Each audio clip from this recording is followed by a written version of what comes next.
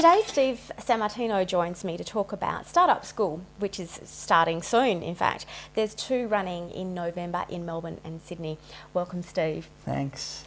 Steve, why do you think startup folk need to come to StartUp School? Because I'm a startup person and I know we're notoriously arrogant in some ways because we really believe we can do it on our own. Yeah, it's funny because you need that sense of arrogance to actually have the courage to get involved in the first place, right? Which is a good thing, because without that sense of self-belief and arrogance and, you know what, I can do this better and I don't need you, Joe Employer, I'm going to go start my own company. Yeah, totally need that.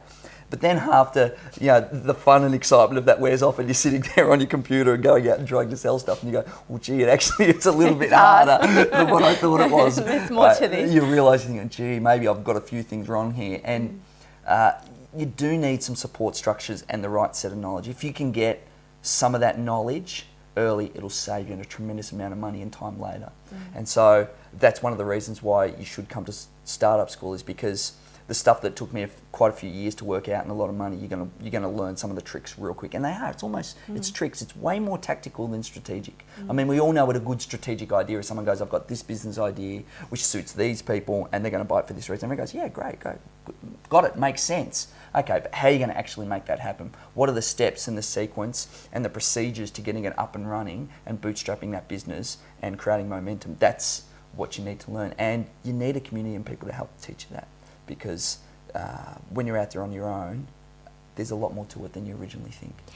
A lot of startup businesses are also in spaces where they're creating the market. They are at the pointy end. So the business strategy of big corporates doesn't apply. It really is about testing and finding out and experimenting and then wrapping some tactics around what you found out.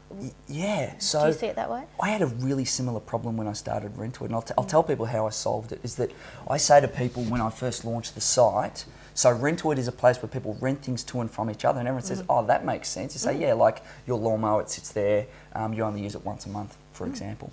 So I started the website, and I had one of these classic problems where you're inventing the market, like you've just spoken about. And the problem was that no one's going to come to Rentoid to rent stuff until people have put their stuff up to rent out. Correct. Okay? And no one's going to put their stuff to rent out until people are there looking to rent stuff. So it's a classic chicken and egg.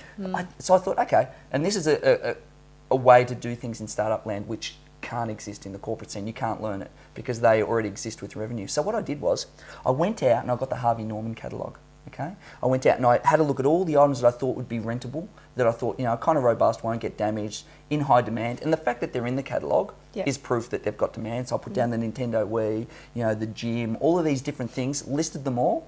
On went and got the Google images, put them on there under my membership and put it on. Actually, I gave myself 3 memberships across the 3 regions of Melbourne. Right. I put all these items up which I didn't own. Right. With the photos, got the images off Google Images, hadn't bought them. Right. Put them up, and I thought, well, what's a reasonable rental price? I thought, I'll do 5% for a week and 10% for a month, and just put those prices up on these items. Heaps of items, because I had to populate the site with stuff. Yeah, of course. Right? It's got to be seen to be doing stuff. But then here's what happened, right? It actually worked better than I thought it would. And all of a sudden these people started to want to rent these items that I had listed, and I thought, that's fine. I went out to Harvey Norman, searched around online, found the cheapest price of the item, bought it, and rented it to the person in good faith, because if you're going to do something that's a little bit quirky and invents demand, then you need to back it up. So I went and bought the item, rented it to them, gave them a tremendous experience, and I did this lots of times. Like, I bought all of these things, like my Nintendo Wii and my Guitar Hero. You paid them I bought off, a home with gym. renting them You know out? what? I paid the Nintendo Wii off in 6 weeks. Oh my goodness. I'm not joking, because they were in high demand and they were doing it. So I did this with heaps of items. The items that I only rented out once, I then sold them on eBay, and I pretty much got 90% of my price back. But what I did do was invent momentum and transactions, and then that person had a good Rentoid experience, went, oh, I rented this off Rentoid, it was great, and they're going to tell their friends and so on. So I did this early on and then I noticed that a lot of the people that rented stuff started listing their stuff because they had this experience in this transaction. So I solved the chicken and egg problem by being both parts of the transaction. I created the listing and created demand and went out and bought it. So that's the type of tactics you need to get stuff off the ground, because the idea might be great, but unless the market has been built, and a lot of the time in startups, we're building a market. You have to create and invent the market as well. So that's what I did, and that was a really tremendous tactic. And then once the site got popular, I took those items off. But it was good because the people wanted to rent the item. They rented the item at a fair price from a person who wanted to rent it to them. So, you know, it was an interesting tactic that I did, but it worked and it's valid, and that's the type of stuff that we need to think about in startup land. The thing I love about that example is that you've got in there, boots and all, got bloody, got dirty, put your own credit card, risk capital, risk capital. Your skin is in the game. You're not just sitting back waiting for it to work or to happen, and that is the difference between, I think, corporate and startup land. You got to jump in. You got to get skin in the game. You got to be willing to lose a bit in order to gain. And just in terms of the weekend, is that all there is to it? That people get 2 days learning from you and participating in some things that you've devised for them to test their skills, or are you there for beyond that? Yeah, well, the primary reason is the course, so that they can learn techniques like that I've just described. But actually, it goes more than that.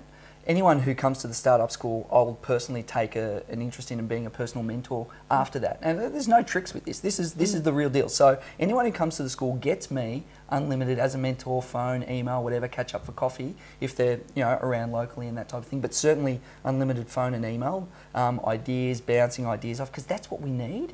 And you know what? That's cool. Okay, so the course has got a price on it, which I think is fair value determined on the time to put it together and what people will learn. But beyond that, I actually just get really excited about talking about business models and ideas to gain traction and actually helping people do cool stuff. So I'm saying, you know what, come to the school and you'll have me on your team. Beyond that, no tricks, no cost, no anything.